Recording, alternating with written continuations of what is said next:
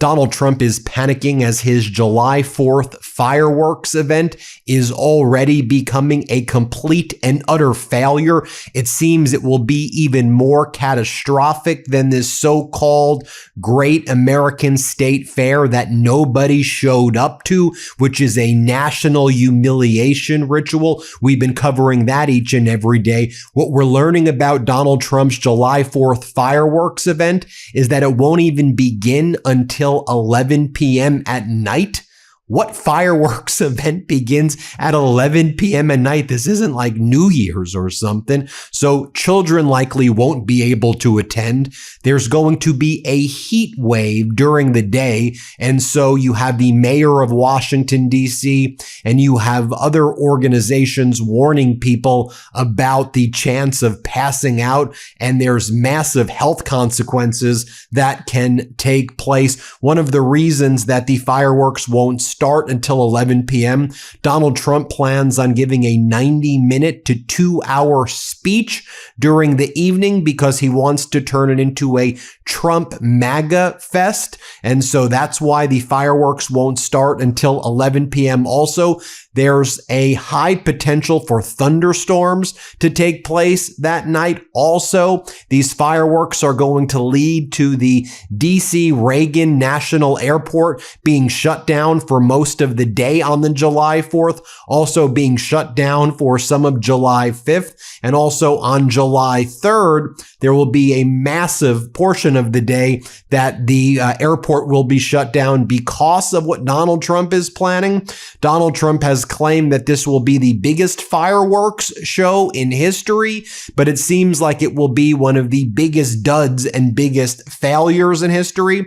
And the mayor had to go on TV to warn people about the dangers to their health that could be caused by this disastrous fireworks show. I'll show you that in a moment. Donald Trump posted that the 4th of July air show over Washington, D.C., our great capital, will be the biggest by far in the history of the United States of America. Hundreds of planes of different types, sizes, speeds will be on display. It goes from 1:15 p.m. in the afternoon until 11:30 in the evening. What the hell does that even mean? You're going to have constant planes flying over Washington, D.C. for a 10-hour period? That sounds utterly dangerous and deranged. But also we know that he's speaking for about 2 hours, he says. He goes, I will be speaking at approximately 9 p.m. That's why from 9 to 11 is when his speech will be. And then they'll launch the fireworks. Then he says, I will be speaking at 9 p.m. preceding the fireworks, which again, like the air show, will be approximately 10 times larger than any fireworks in history of our country. So if you like airplanes and fireworks and President Trump, be there. As our editor-in-chief, Ron Volobkowski, writes, Trump just submitted an $87.6 billion supplemental to cover $67 billion at least in costs in this catastrophic and unlawful war in Iran, plus his latest bailout for farmers to add to his proposed $1.5 trillion military budget. And we're only $39 trillion in debt. So what the hell is he putting on our tab right now? Also, we learned that to change the Defense Department to Department of War, that's going to cost at least $150 million.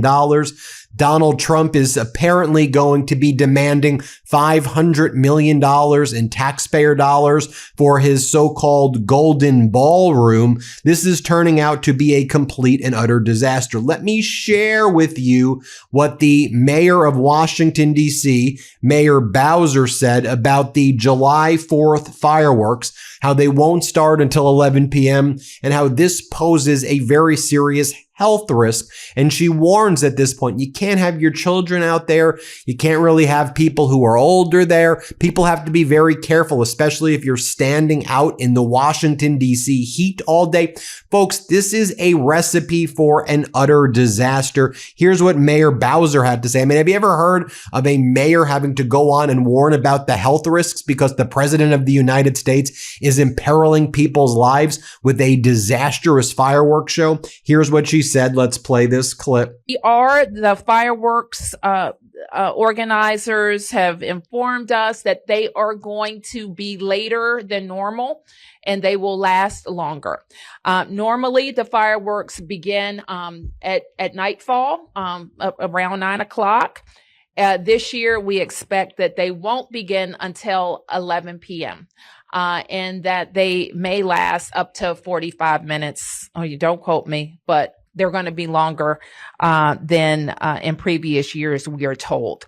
And so throughout the weekend, we strongly encourage everyone to use public transportation, use Metro wherever possible, to make sure that you can have a quick and seamless ride. We continue to have, so let me say that the late start, and I want to emphasize the late start for our teams. We've been focused on it because it does mean that when people have generally watched the fireworks, gotten on Metro, and they're home by 11 o'clock, they're going to be starting at 11 o'clock. And so the thing to remember, especially with this heat, is that's a long, long day. So people have to really watch the heat, watch what they're drinking, and get home as soon as the fireworks are over. I'm expecting, and again, I would refer to the 250 folks, that families with small children are going to decide that the children should watch on TV or watch at a neighborhood event. Or if they're really brave, I'm not one of them that would track like an 8-year-old. Well, maybe I am. I won't say. Maybe I am that brave. I am actually. But just everybody just make the best plan for your family. Now, here's what we're learning about how Trump's so-called hyped July 4th in DC faces a 100-degree extreme heat wave. You look at what the National Weather Service is predicting on Independence Day. Chance of showers and thunderstorms, mostly sunny and hot with a high near 101. Chance of precipitation is about 50% or higher. Some models collected by Capital Weather see the temperature could exceed 106 degrees Fahrenheit. The punishing heat wave leading up to and into the holiday weekend is due to a strong heat dome or zone of high pressure. Hat tip Anna Spiegel for the scoop about the reason that the fireworks won't start until 11 p.m. is Donald Trump's very lengthy speech taking place. Dave Troy explains, "I'm sure the overtired, overheated kids will really enjoy listening to a crazed old man rant about his random obsessions. What an utter embarrassment indeed." I previously discussed how the DC airports are going to be closed. Now, as I mentioned, this seems like it will be a bigger catastrophe than even the so-called Great American State Fair, which is the opposite of great. Talk about what went down yesterday. Dave Leventhal was there at the 11 a.m. Tuesday time slot. This is what happened. What was going on. You had this band of young musicians. It was quite sad because the band actually seemed relatively talented as well, but nobody was there because nobody wants to be associated with Trump in this disgusting event. Play this clip.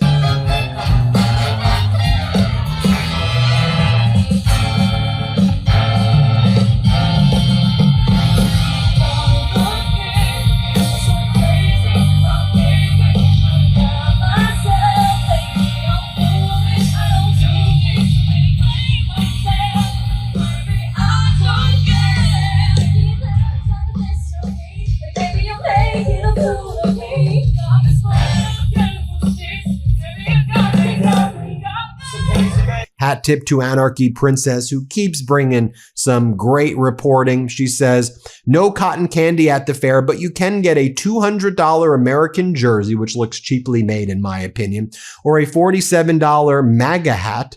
Hats sold by the USDA, the United States Department of Agriculture, selling MAGA hats and $200 America 26 jerseys and apparently American flags on crosses. There's a booth where you can get baptized under an Israeli and American flag. As Joe Flood says, the rapture has begun at the Great American State Fair, but seriously, the event isn't even ADA compliant, so this person probably got out of their chair to check out one of the state exhibits. Amanda Moore's been doing some great coverage. She says, I can't stay away from my favorite place, the Great American State Fair. But you know, state regime media is going to be out there trying to entice people to what may be a death trap on July 4th.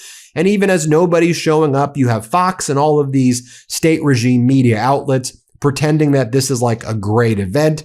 Watch as there are literally maybe a dozen people here. And you're going to have in the next few days, DC weather hit triple digits. Watch as state regime media tries to pretend that this is like a happening event. Play this clip. In Washington, D.C. Michael, what are you tracking out there? My goodness gracious, Anna, so good to see you. We are tracking lots and lots and lots of heat, although right now is almost the calm before the heat storm, if you will. We're actually right around 90 degrees right now, but this is going to feel like air conditioning compared to what's in store in the next couple of days. Where we're at right now is actually called the National Mall. It's been renamed, of course, the Great American State Fair. We have all 50 nifty United States and 6 territories being represented here. It's an awesome, awesome display of what makes America so amazing and so beautiful, right?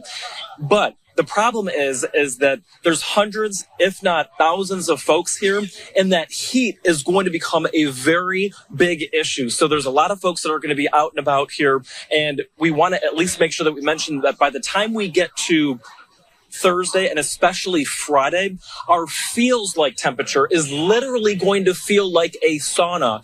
112 degrees is our heat indices. So you got to make sure that you are dressing for it, that you are drinking plenty of water. And then you have state regime media saying how it's unbelievable to see people out here. Take a look at Aaron Rupar's supercut right here. Play this clip. Well, I'm John Roberts. Good to be back with you again here in Washington. Back with you. It's even warmer today than yesterday. But it's a dry heat. That's the great thing about Washington. It's a dry heat. All right, I'll take that. I'm Sandra Smith, and this is America Reports. Back live with you again from the Great American Top of the new hour. Right now, America Reports is live from the Great American State Fair as the country continues celebrating its 250th birthday. Thank you for having me. Good to have you here. It is sunny, it is hot, but it is a celebration indeed. It is wonderful. I mean, it's just unbelievable to see people out here enjoying the city. Did you stop by the Louisiana? No, that's where I'm headed next. Okay, next you and the First Lady.